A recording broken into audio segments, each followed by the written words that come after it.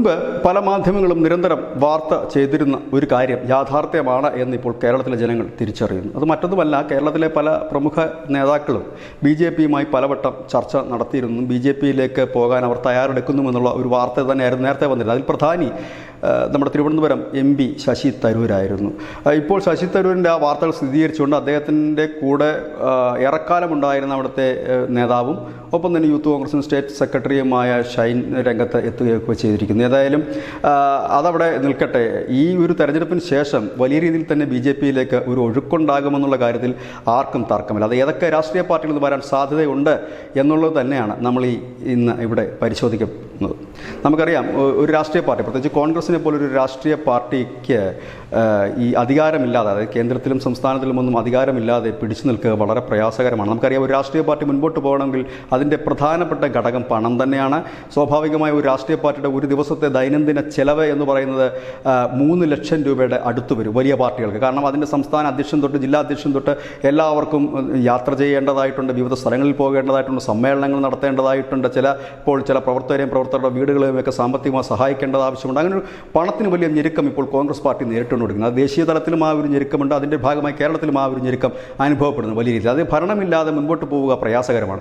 ഈ ലോക്സഭാ തെരഞ്ഞെടുപ്പിൽ അവർക്ക് പ്രതീക്ഷിച്ചത്ര സീറ്റ് ലഭിക്കാതെ വരികയാണെങ്കിൽ കേരളത്തിലെ കോൺഗ്രസിലും വലിയ ഒരു പൊട്ടിത്തെറിക്ക് അത് കാരണമാകുന്നുണ്ട്. ഇപ്പോൾ കേരളത്തിൽ BJPയും CPMുമാണ് പണക്കാർ എന്ന് തന്നെ നമുക്ക് പറയേണ്ടി വരും. കാരണം അവർക്ക് പ്രചരണത്തിനും അല്ലെങ്കിൽ മറ്റുള്ള കാര്യങ്ങൾക്കും ഒന്നും പണത്തിന് വലിയ ബുദ്ധിമുട്ട് ഒന്നും തന്നെയില്ല. പക്ഷേ ബാക്കിയുള്ള ചെറു പാർട്ടികളുടെ കാര്യം അങ്ങനെയല്ല. കാരണം ഇനിയൊരു ലോക്സഭാ തെരഞ്ഞെടുപ്പിന് പോകുമ്പോഴേക്കും ആ പാർട്ടികൾ തന്നെ കാണുമെന്ന് പല ചെറു പാർട്ടികൾക്കും സംശയമുള്ള കാര്യം തന്നെയാണ്.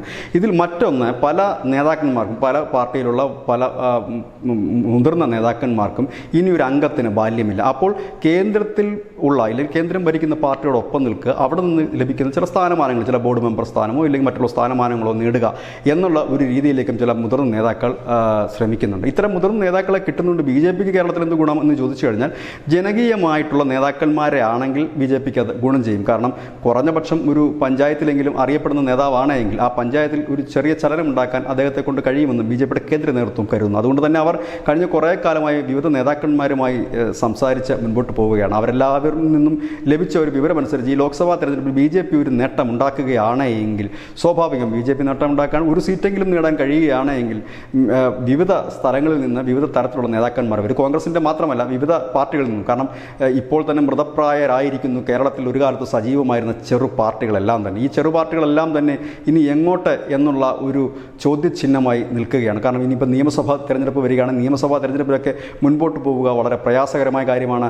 ഒപ്പം തന്നെ കോൺഗ്രസിനുള്ളിൽ നിൽക്കുന്ന ലീഗ് എന്ന് പറയുന്ന അവരുടെ ശക്തരായ ഘടകകക്ഷി, ആ ഘടകകക്ഷിക്കും ചാഞ്ചാട്ടം തുടങ്ങിയിട്ട് നാളുകൾ ഏറെയായി. കാരണം അവരെ സംബന്ധിച്ച് കോൺഗ്രസിൻ്റെ കൂടെ നിൽക്കുന്നത് ഇനി അത്ര സേഫായ കാര്യമല്ല. കാരണം ഈ ലീഗ് എന്ന് പറയുന്ന ഏത് പാർട്ടിയാണെങ്കിലും അധികാരത്തിലെത്തുമ്പോൾ അവരോട് ഒത്തുനിൽക്കുന്ന കോൺട്രാക്ടർമാർ, ബിസിനസ്സുകാർ, അങ്ങനെ അനവധി പേരുകളുണ്ട്. കാരണം അവരുടെ ഒരു സഹായം സ്വാഭാവികമായി എല്ലാ രാഷ്ട്രീയ പാർട്ടി, BJP ആയാലും കോൺഗ്രസ് ആയാലും CPM ആയാലും ഒക്കെ ചെയ്യുന്ന ഒരു വലിയ വിഭാഗമുണ്ട്. പക്ഷേ കഴിഞ്ഞ 10 വർഷമായിട്ട് ലീഗ് ഉൾപ്പെടെയുള്ള പാർട്ടികൾ അധികാരത്തിന് പുറത്താണ്. കേന്ദ്രത്തിൽ അധികാരമില്ല, സംസ്ഥാനത്തും അധികാരമില്ല. യാതൊന്നും ചെയ്യാൻ കഴിയാത്തൊരു സാഹചര്യത്തിൽ ഇവിടെയാണ് പിണറായി വിജയൻ വിദഗ്ധമായി തന്നെ കളിക്കുന്നതും. ലീഗിനും ലീഗ് MLA-മാർക്കും വേണ്ട കാര്യങ്ങൾ, അവർക്ക് സർക്കാരിൽ നിന്ന് കൊടുക്കേണ്ട പണവും മറ്റും വളരെ വേഗത്തിൽ എത്തിച്ചുകൊണ്ട് അവരെ കയ്യിലെടുക്കാനുള്ള തന്ത്രങ്ങൾ ഒരുപക്ഷെ വിജയം കണ്ടേക്കാം. ഈ ലോക്സഭാ തെരഞ്ഞെടുപ്പ് കഴിയുമ്പോൾ ലീഗിൽ വീണ്ടും പരസ്യമായി തന്നെ CPMലേക്ക് പോകണം എന്നൊരു ചിന്താഗതി ഉയർന്നു വന്നാലും അത്ഭുതപ്പെടാനില്ല. അങ്ങനെ വരികയാണെങ്കിൽ കോൺഗ്രസ് കേരളത്തിൽ അതോടുകൂടി തീരുമെന്നുള്ള കാര്യത്തിൽ യാതൊരു തർക്കവുമില്ല. കാരണം ഇപ്പോൾ തന്നെ കോൺഗ്രസ്സുകാർക്കിടയിൽ വലിയ ആശങ്കയാണ് ഇനി ഈ പാർട്ടിയുമായി എത്ര നാൾ മുൻപോട്ട് പോകുമെന്നുള്ളത്. പക്ഷേ കോൺഗ്രസ്സുകാരെ സംബന്ധിച്ച് CPMലേക്ക് പോകുക ആത്മഹത്യാപരമാണ്. കാരണം CPM സംസ്ഥാനം ഭരിക്കുന്ന ശക്തമായൊരു പാർട്ടിയാണ്. അവിടേക്ക് കടന്നു ചെന്ന് സ്ഥാനമാനങ്ങൾ നേടിയെടുക്കുക എന്നുള്ളത് വളരെ പ്രയാസകരമായ കാര്യമാണ്. അതുകൊണ്ട് തന്നെ കുറച്ചുകൂടെ സ്പേസ് ഉള്ളത് BJP തന്നെയാണ്. കാരണം BJP സംസ്ഥാന തലത്തിൽ ഒരു അധികാരമുള്ള പാർട്ടിയല്ല. അതുകൊണ്ട് തന്നെ അവിടെ ഒരു സ്പേസ്, കാരണം അവർ വളരാൻ ആഗ്രഹിക്കുന്ന ഒരു പാർട്ടിയാണ്, വളർന്നു വരുന്ന ഒരു പാർട്ടിയാണ്. BJP എല്ലാ സംസ്ഥാനത്തും ഇത്തരത്തിൽ തന്നെയാണ് അവരുടെ പാർട്ടി വളർത്തിക്കൊണ്ട് വന്നിരിക്കുന്നത്. ഈ തെരഞ്ഞെടുപ്പിൽ ഏറ്റവും വലിയ പ്രത്യേകത തന്നെ BJPയുടെ സ്ഥാനാർത്ഥി ലിസ്റ്റ്, ഇന്ത്യയിലെ മുഴുവൻ സ്ഥാനാർത്ഥി ലിസ്റ്റ് പരിശോധിക്കുമ്പോൾ കാണാൻ കഴിയുന്നത് 7 സ്ഥാനാർത്ഥികൾ ഒരാൾ പാർട്ടി മാറി വന്നതാണ് എന്നുള്ളത് തന്നെയാണ്. അതായത് പാർട്ടി മാറി വരുന്നവർക്ക് അർഹമായ പരിഗണന ഈ BJP നൽകുന്നുണ്ട്.